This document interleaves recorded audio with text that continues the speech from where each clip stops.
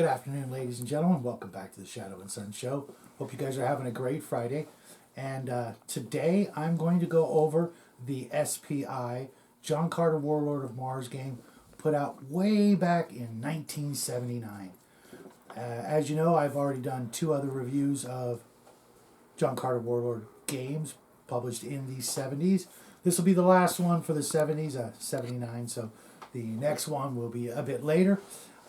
Let's right off the bat admire that absolutely stunning cover. The first two games covers were, well, let's just admire this one and move right along.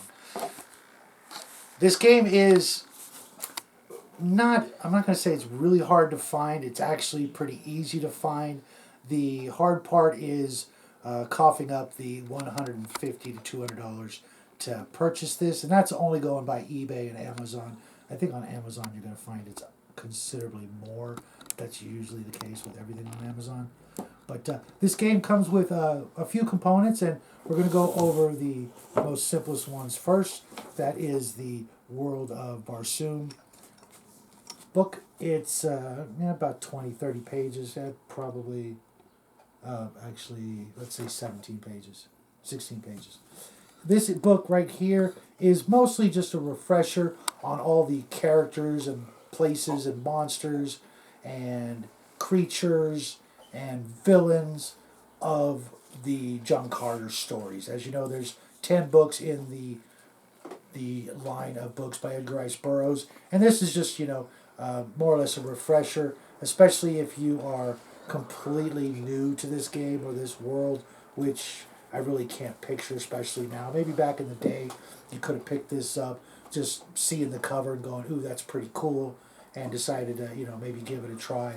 But now, with many, many decades having gone by, I don't think that's really the case. Then the next book is the Rules of Play. Now, this game has two separate modes of play, a dueling game and a strategic game. The dueling game is more of man-to-man, or maybe a party of characters versus some encounters, Martians or bad guys or what have you against the heroes, and it's not a bad little game to play. Personally, I'm more inclined to play one of the other two games than just the dueling game. But then there's the strategic game, which is a much more in-depth, larger, unit game with more troops and airships, if that be your thing. And on to the next aspect, which was two copies of the charts and tables, which is actually pretty nice. Although in modern times, you'd get this all on one or two, chunks of cardboard. And once you get the game, more or less, down pat, you'll probably only need certain pages depending on the exact type of game, whether it's the dueling game or the strategic game. And then, as you can see, there are several decks of cards that you had to punch out, and if you get this, in a mint condition, you'll have to do that work. And they're pretty simple cards. They've been rubber banned for probably 30 years now. I haven't actually played this game in quite a while. It's been, it's been a long time, folks. I don't want to, shout out my age just yet. Maybe this weekend. But I think there's three different separate decks of cards for different situations: the random events, the diplomacy, and the movement deck. And they basically tell you what happens at various points in the game, kind of like Monopoly. If you hit the community chest or the chance cards, you randomly draw one of these cards, and it gives you the game effects. And then I don't know why this card. This is just a John Carter Warlord of Mars card. It kind of whatever. A lot of games have those little, sort of, for lack of a better word, just trademarky looking cards. Then this game comes with a really nice large map that has various. Let's see if I can close it out a little bit for you. Various locations, a map of Barsoom, a map of a city, a flyer versus flyer map in a boarding action, and what's that one? The open arena, a house display, and a palace display. Depending on what kind of scenario you guys are playing, you'll use one or more of these different maps. Now, if you notice on the map where it's gridded out, it's actually like graph paper grid. It's really, really small squares. And that's the one thing I don't like about the game is that because it uses the SPI traditional counters, as you see, they're just kind of tossed in here. It comes with 400 different counters, and that's quite a lot of organizing and sorting and lots of little bags. But literally, these counters will move on these map boards, and sometimes you'll only move 2, 3, or 4, which is barely just one tile's, one counter's worth of grid movement. I mean, it's really small micro movements. So it's sort of, to me, it takes down the action aspect. It just seems like, okay, I move over here. Okay, next turn, I move over here. It's really, really slow going in a way.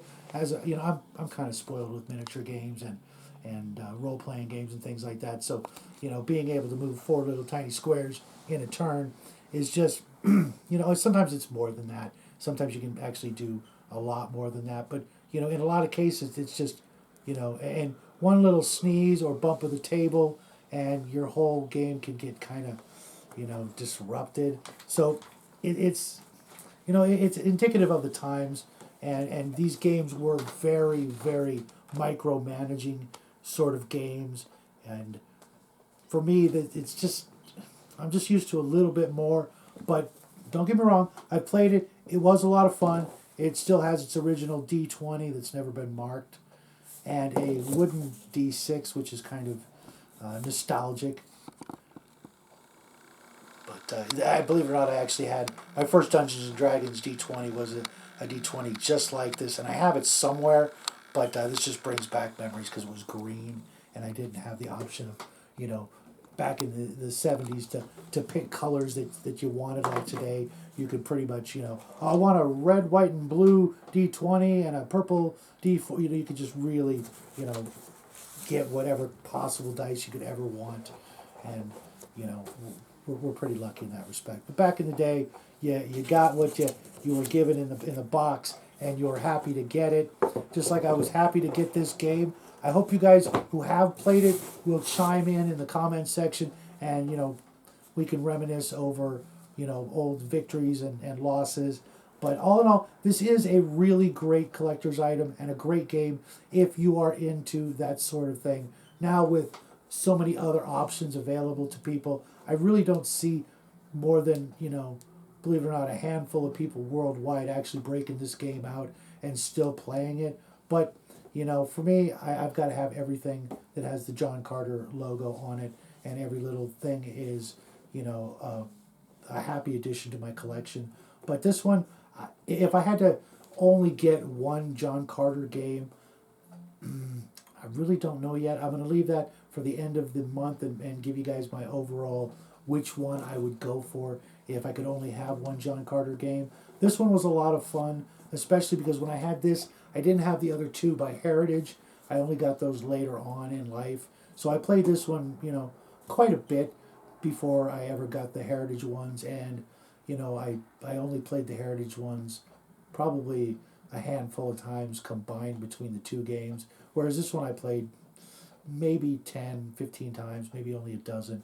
But it was still a lot of fun. And if you're a fan of the old case system rules and SPI in general and the counter games where, you're managing, tiny little counters and your vision's better than mine, give this one a try.